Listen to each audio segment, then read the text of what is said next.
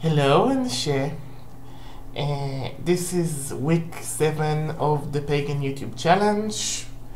I made the list for it, like on this series, on my YouTube channel, so you can watch all 7 videos in order if you like. I decided to make an arranging in my YouTube channel anyway. Some people, they come for different things like book reviews and stuff like that. So I thought, some would like the whole, some would like the book review, some would like, me talking about different ingredients. Some people come for the spells. I know that many times I come for other people to see the spells. So, I think those videos, should be divided. So Art and Arcanum is now divided to different subcategories. In this video, though, I want to talk about mythology and how mythology is important in my tradition. Well, I'm Vodunsi. I belong to a family tradition, and we have an Ile in Israel called Baala Teva. And as the child of Oshun and the voodoo queen of that specific Ile, it is my job to tell stories and remember the rituals and remember the laws and the rituals of the thing, which is something that I take very seriously. But as someone that has been through, American style Wicca and Satanism and stuff like that, stories there has been an option. It's like very different the way stories are being viewed in Voodoo and in my tradition than it looks viewed like in other places. And in Voodoo, the stories are very, very much important. They are leading, they are like, the bulk of the Ifa Oracle, which is our sacred text. It's a sacred text, but the text is like, something that people, it's not written down, or there are projects of translating it and writing it down, but there are different flavors in different places of Africa, because, different villages have their own tradition. It's not a one style thing. It's not that someone has the original thing and other people have the different thing. Because it was an oral tradition, it was different. And even I, humbly I can say that I used mythology to drive my point through, and even, contribute a few stories of myself, from myself. Now, the thing is this. I don't think that myth, myth in Greek is like truth.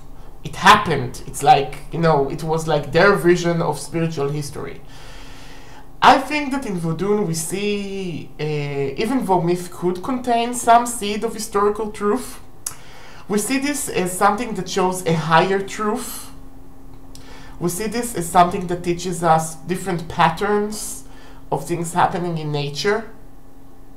For instance, when one tells a story, in Voodoo it's a pataki.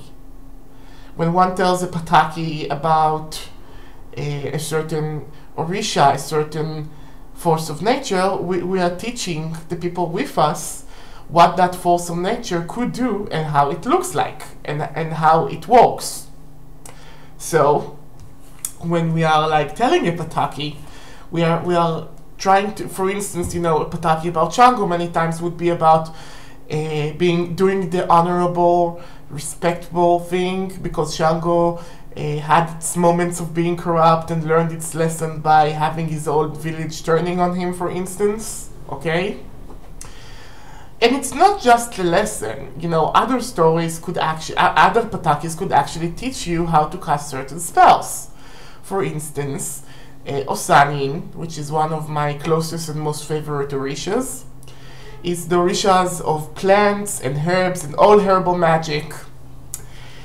For instance, at one time, Shango casted a spell upon him using 12 thunderstones and 12 lighted wicks, and that created this lightning that burned Osanin into half, and now he's missing one leg and one arm. and got his face deformed.